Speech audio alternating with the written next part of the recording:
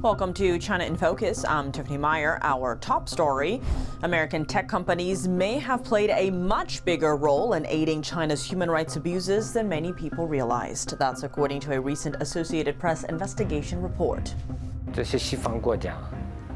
The technologies provided by Western countries have caused very, very deep trauma to us Uyghur people. The Federal Communications Commission is moving to ban 7 China-based test labs. These labs could previously certify electronic devices for use in the U.S., but not anymore. From fentanyl in the U.S. to cyber attacks and global wars, a cybersecurity expert says Communist China is behind it all. He joins American Thought Leaders host Jan Jekielek to break down how Beijing is influencing world events. There's multiple regional conflicts. When you break down every one of them, everything traces to Communist China. Vietnam's exports to the U.S. fell 2% last month. At the same time, its imports from China fell 2% as well. The U.S. accused Vietnam of serving as China's transshipment hub to skirt U.S. tariffs. The United States will join South Korea and Japan for annual defense drills starting next week. What's the goal behind these exercises?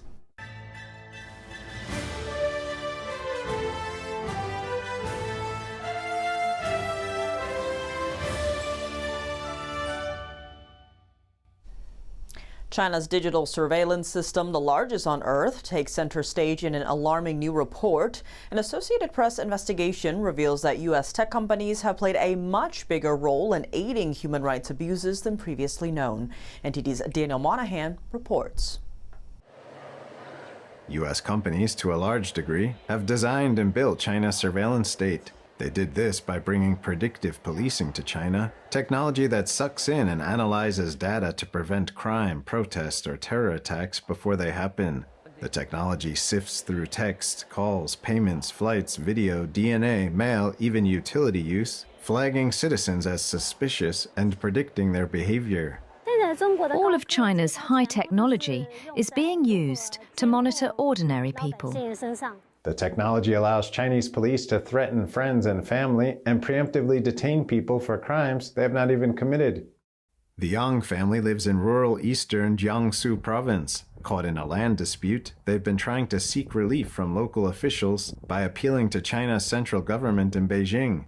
But this surveillance apparatus, based on American technology, monitors and predicts their every move, flagging them for detention every time they try to go to the Chinese capital.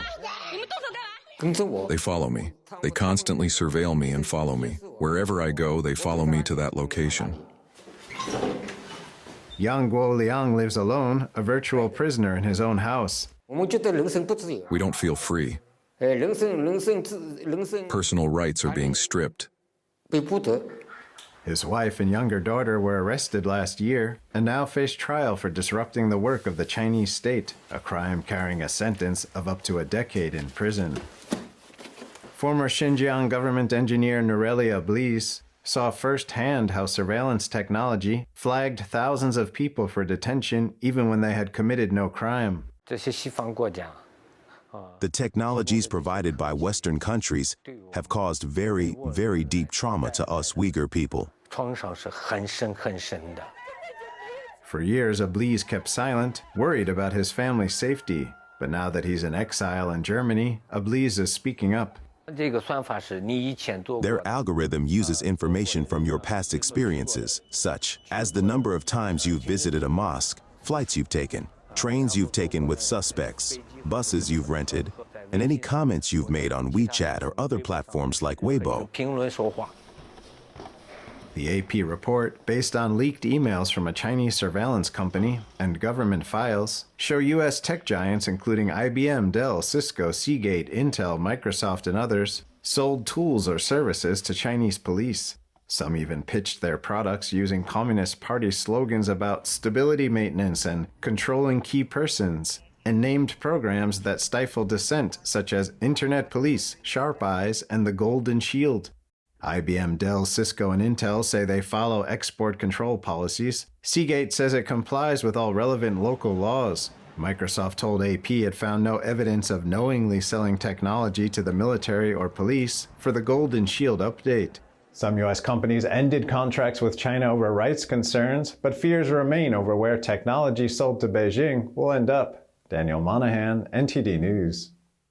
The Associated Press investigation says U.S. tech firms helped build China's vast surveillance state using predictive policing tools to fuel its human rights abuses. The Federal Communications Commission, or FCC, is moving to ban 7 China-based test labs. These labs will no longer be able to certify electronic devices being used in the United States. The federal agency says the 7 labs pose national security risks because they're owned or controlled by the Chinese Communist regime.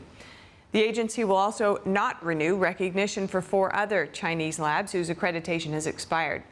All electronic devices that emit radio frequencies require authorization to comply with FCC rules.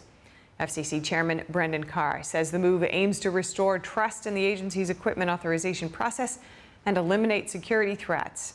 Carr also says President Trump is leading the charge to reshore America's industrial capacity and safeguard critical supply chains from foreign adversaries.